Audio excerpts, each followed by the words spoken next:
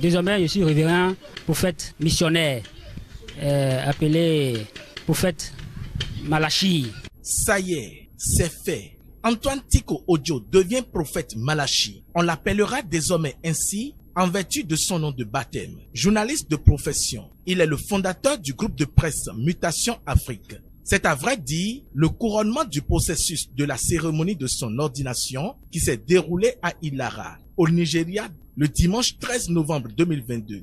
C'est dans le cadre global des activités marquant la célébration de l'édition 2022 de la convention annuelle démarrée depuis le 6 novembre passé au sein de l'église Temidire New Glory Okiki Ayo, Seraphim and Cherubim Church, Nigeria and Overseas. Annoncé depuis bien des semaines sur la toile comme un jeu, l'événement a eu lieu selon l'agenda élaboré pour la cause. Le lauréat a subi les rituels et à cet égard, on retient celui du baptême qui a eu lieu à l'aube le dimanche. S'enchaîne dans les heures suivantes le reste. Sur ce chapitre, il y a celui dont le temps fort retient exceptionnellement l'attention.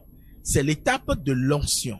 Instant solennel de reconnaissance spirituelle et ses effets libérateurs. Ce rituel est appuyé des cris de gloire à Dieu, Alléluia, scandés en chœur par la foule de fidèles. Mais avant, la prière intense avec exaltation des enseignements. En d'autres termes, notons qu'à l'aide de la Bible pointée au-dessus de la tête du lauréat, entouré par une foule compacte, le responsable au premier chef, son staff et leurs filleuls. Des passages bibliques récités publiquement orchestrant un coup de projecteur sur les tenants et aboutissants de la mission. Láti máa kíyèsí àti ṣe àṣẹ rẹ̀ gbogbo tí mo pa fún ọ lónìí, ǹjẹ́ Olúwa Ọlọ́run rẹ yóò gbé ọ ga ju orílẹ̀-èdè ayé lọ.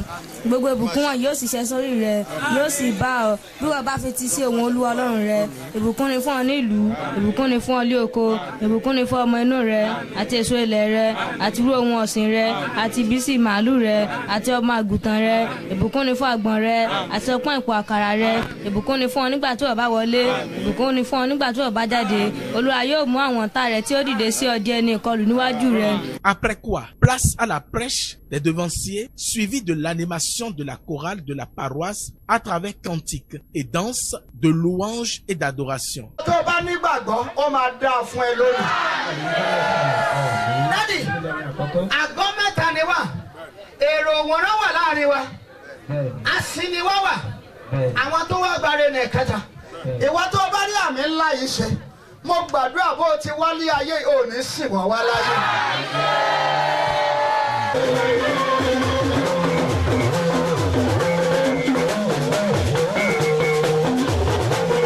Ainsi investi de sa nouvelle mission par le prophète fondateur Temidire New Glory, ce dernier lui enjoint de s'adresser aux fidèles et hôtes de marque venus de divers coins du monde entier témoigner de leur fidélité à cette église et au-delà Dieu et à sa parole. Mo dúpẹ́ lọ́wọ́ gbogbo ènìyàn lónìí fún àṣeyọrí fún àjọ̀dún yìí àti gbogbo àwọn tó wá láti Benin Kútọ́nù ní Ìkòbẹ́ Àjàṣẹ́ Kétu Dínrin Ìlíkímọ̀ bẹ́ẹ̀ lọ títí lọ Àgbọ̀mẹ̀kálá ń fi lọ́hùn adúpẹ́ lọ́wọ́ wọn bí wọ́n ti wá bẹ́ẹ̀ náà mo dúpẹ́ lọ́wọ́ gbogbo àwọn tó wá láti Èkó Ìbàdàn Abẹ́òkúta títí dé Ìmẹ̀kọ Ayétòrò àti Àwòrò lápapọ̀ àti Ìjòhùn pàápàá pẹ̀lú gbogbo àwọn tó wá láti agbègbè Ìlara náà àti àwọn ọmọ ìjọ mi lọ́tùn lósì ní gbogbo ẹ̀ka wọn títí kan àwọn ti Òkè Odó àwọn ti Ànábàdà tó jẹ́ ibi tí àti bí mi lórí ilẹ̀ Àwòrò pàápàá mo dúpẹ́ lọ́wọ́ Ọlọ́run lọ́wọ́ wọn mo gbàdúrà lórúkọ Ọlọ́run alààyè àtèmi àti wọn a ó jọ ṣàmọ́dún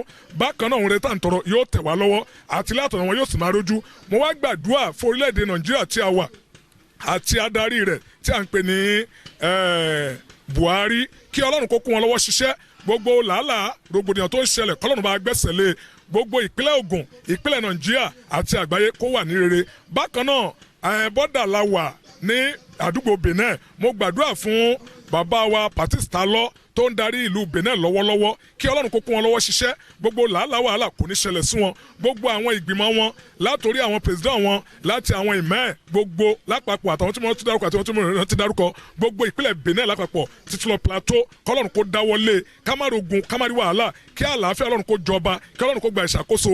En effet, après cette saisie du crachoir, prophète Malachi s'exprime en langue yoruba et française en ces termes. Àwọn tí kò mọ oore tí à ń ṣoore fún tí ò mọ̀ fún yàn mo fẹ́ kéde fáwọn èèyàn pé tí wọ́n bá ṣoore fún yín kí ẹ máa mọ̀ Ọlọ́run pàápàá sọ nínú Bíbélì pé tí a bá ṣoore fún ẹ má wò pé Ọlọ́run ló ṣoore mẹ́ àtàrà èèyàn náà ni Ọlọ́run máa ń gbà láti ṣoore fún yàn. Lẹ́yìn yẹn mo fẹ́ kéde nípa àwọn tí wọ́n mọ̀ nípa ìdámẹ́wàá. Ó yẹ ká sọ fún ọ̀pọ̀ ni wọ́n ní o mọ ìdámẹ́wàá ẹ̀. Après l'option, il faut les actions, les missions. Ma mission principale, c'est l'évangélisation. Mais mon cheval de bataille serait contre l'ingratitude. En plus, je compte à travers la parole de Dieu promouvoir la dîme, qui est un devoir spirituel très important dans la vie d'un chrétien. Donc, en outre, j'ai le devoir de prôner la paix, l'unité, l'harmonie, le pardon, de manière à sortir les âmes égarées plutôt, les âmes égarées de l'obscurité et les porter à la lumière de Dieu. En réalité, Antoine Tiko Ojo s'est découvert la mission de servir le peuple de Dieu depuis 4 ans. Mais il a passé 3 bonnes années à s'interroger sur la véracité de ce qui lui arrive, quitte à se décider. Dans le même temps, il était acteur de certaines pratiques divinatoires. Passé l'étape de l'interrogation, il a fini par s'en convaincre. Aujourd'hui, prophète Malachi, qu'il est devenu, se doit de travailler la conscience des hommes à la recherche de la vérité et du chemin de la vérité en s'appuyant bien évidemment sur l'évangélisation.